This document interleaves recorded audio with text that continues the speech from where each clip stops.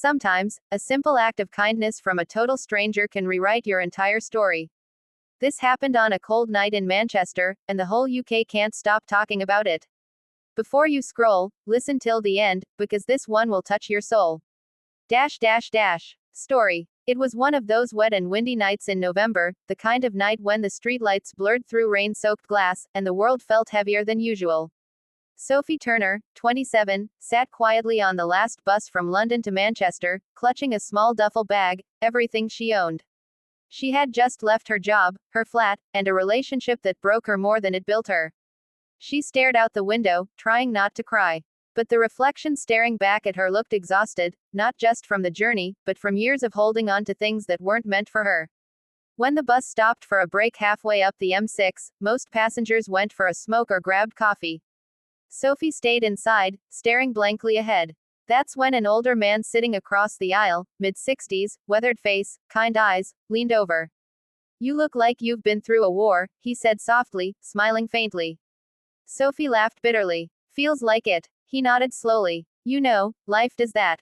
But buses have a funny way of taking us where we're supposed to be."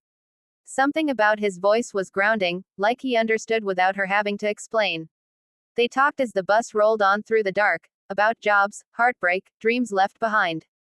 He told her his name was Arthur Wells, a retired postman traveling to Manchester to visit his wife's grave. It would have been their 40th anniversary the next day. "She used to say," Arthur said, looking out into the night, "be kind, because you never know whose last bus you're on." Sophie smiled sadly. "That's beautiful." When they arrived in Manchester at dawn, the city was still asleep. Sophie had no plan, nowhere to go, no one waiting. Arthur noticed her hesitating by the exit and asked, "Got anyone meeting you?" She shook her head. "No, I'll figure something out." He paused for a moment, then said, "Come have breakfast with me. There's a cafe near Piccadilly she loved." "My treat." Sophie almost refused, but something about his warmth disarmed her.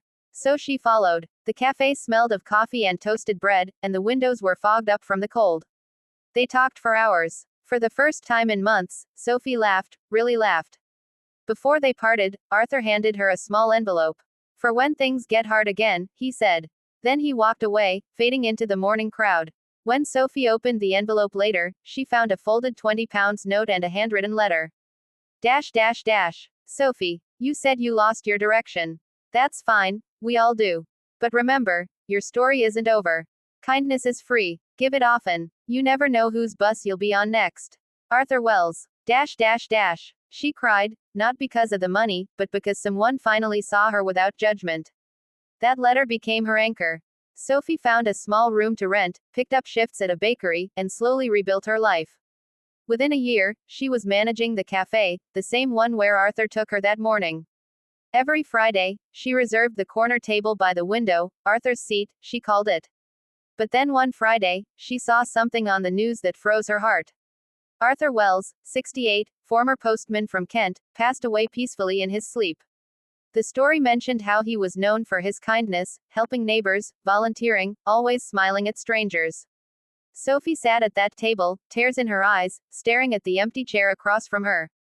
That evening, she posted her story online, how a stranger's kindness on a rainy night changed her life. She ended her post with Arthur's words. Greater than, be kind, because you never know whose last bus you're on. Within hours, the post went viral. Thousands of people shared their own stories of unexpected kindness. The hashtag the last bus to Manchester trended across the UK for days.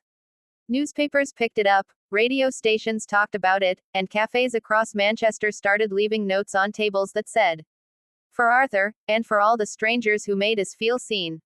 Months later, Sophie was invited to speak at a local event about community kindness. She walked on stage, heart pounding, and looked out at hundreds of faces, each one a reminder that empathy still existed in the world. She smiled and said,